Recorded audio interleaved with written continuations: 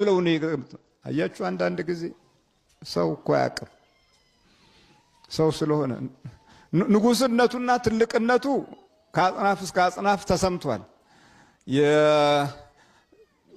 የሮማውያን አገዛዝ የመጀመሪያው የቅኝ ግዛት ኃይል አጠናካሪዎች ስለነበሩ ብርታታቸው በዓለም ዙሪያ የተገለጸ ነበር።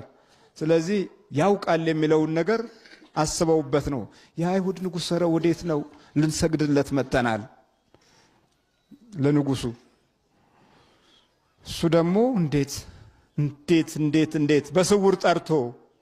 ለዚህ ነው ስውር መናፍስት ዛሬ ሁልጊዜ ይህን እንደባቸውን ከሄሮድስ ስናይ የቱን ያህል ጥንካሬ እንዳላቸው እንረዳለን።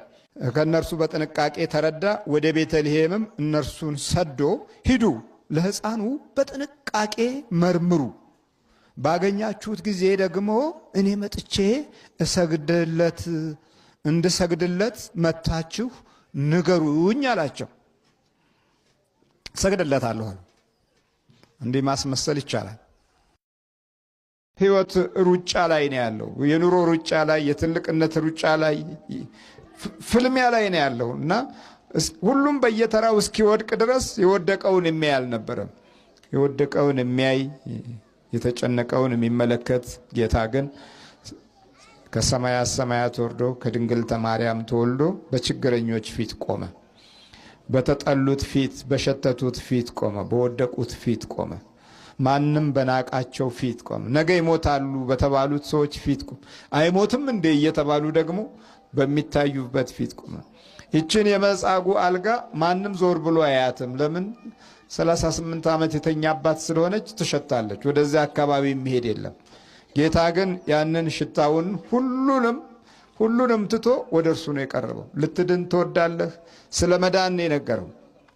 የመዳን ድምፅ ለመጀመሪያ ጊዜ ሲሰማ ገርሞታል። እርሱም ጌታ ሆይ አለና ፍቅር ለገሰው።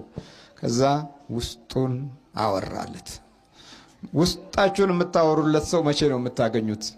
አሁን ውስጥ ማውራት እኮ ቆሟል። ውስጥ ማውራት መሶቡ ባዶ ሆኖ አለ፣ ግን የለም የምንለው ነገር አለ። ኑሯችን ባዶ ሆኖ አለን፣ ኧረ በግድ አለን እንላለን። ኪሳችን ባዶ ሆኖ አለን ብለን እንግደረደራለን። ውስጥን ላለማውራት ነው። ለማ ታወራዋለህ? ይኸው የምታየው ነው። ብታወራለት ተመልሶ ሌላ ሰው ነው፣ ተመልሶ ሌላ ፍጡር ነው። ውስጥንም ለመግለጽ ጊዜ እና ሰው ያስፈልጋል። የውስጥ ጊዜ አሁን አገኘ። የሚተነፍስ